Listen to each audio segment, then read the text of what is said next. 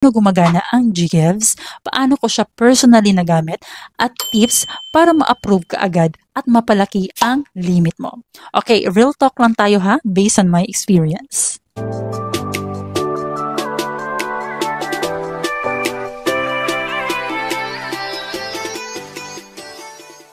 Hello guys! Again, this is Det and welcome back to my channel. If you're new to my channel, please click the subscribe button and hit that notification bell para lagi kayong updated. If you're like me na minsan gusto mo ng bagong phone, appliances, or kahit essential pero bitin ang budget, don't worry kasi may solution tayo dyan. A quick review lamang tayo. So, GGives is GCash Buy Now, Pay Later feature. Ibig sabihin, pwede kang bumili ng items, gadgets, appliances, skincare, kahit furniture, then bayaran mo siya ng hulugan for up to 24 months. And the best part, no credit card needed. So, kailangan lang may GCash ka and eligible ka. How I first got my GGives. Quick kwento lamang. Nung una kong marinig ang GGives, curious ako kasi I wanted to buy a mid-range phone for work.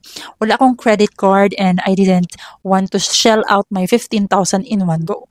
So I checked my GCash app at boom, my God, may GGives icon na lumabas and eligible na pala ako. Sobrang saya ko kasi nga, ang limit ko agad was around mga 13,000 pesos na mga panahon na yun. The question is, paano ka magiging eligible? Okay, para lumabas sa application mo sa GCash ang GGives, ito yung mga kailangan mo. Number 1, dapat fully verified ang GCash account mo and may good standing ka sa GCredit kung meron ka.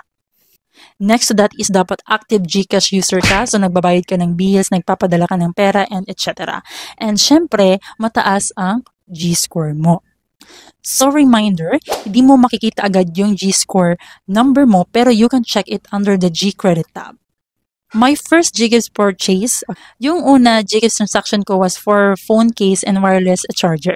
Total cost niyan is around mga 1,700 pesos. So I choose the 3-month installment, so mga 600 plus pesos lang every month.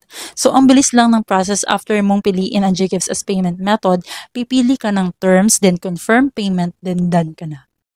Wala pang 2 minutes, approve na agad and na-process yung payment and kinabukasan dumating na yung item ko.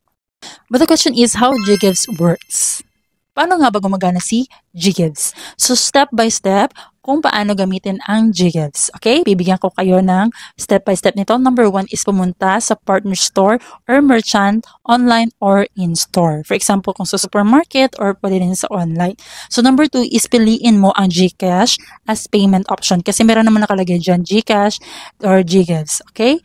Then choose GGives from the list. So kung nandun yung GGives, ayun, pwede mong gamitin si GGives. Piliin mo kung ilang months mo gustong bayaran. Okay? Confirm and pay ka kaagad.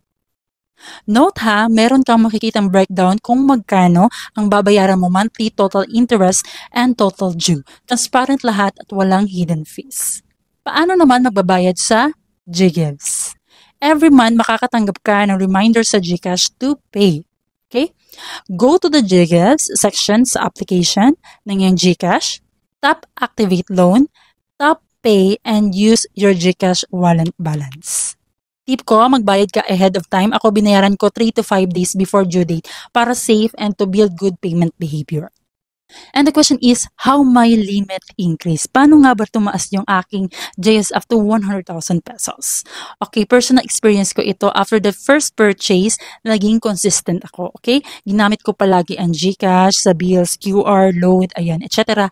And I keep a healthy wallet balance. So, laging may laman yung aking GCash wallet. And nag-G-save ako kahit paunti-unti. Kahit mga 50 pesos. Ayan, pwede na yan dyan.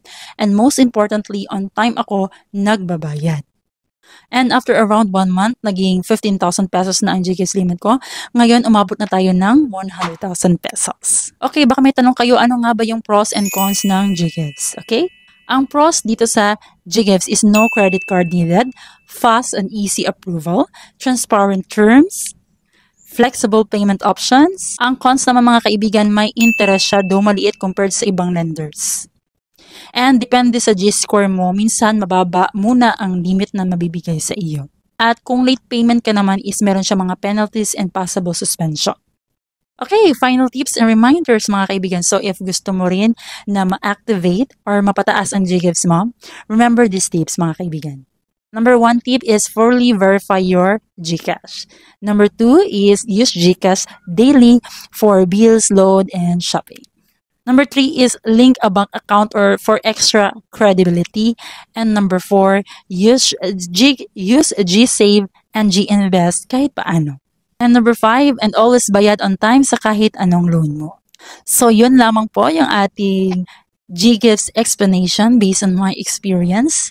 So, kung gusto niyo malaman all about GCash, GCredit, GLoan, at gusto niyo pang malaman all about it, meron tayong mga naka-playlist dyan at the end of this video na pwede niyong panoorin. Kung meron kayong mga katanungan or mga suggestion na pwede nating paggawa ng video, pwede po kayong mag-comment dyan sa ating comment section. Again, this is Dat and thank you for watching.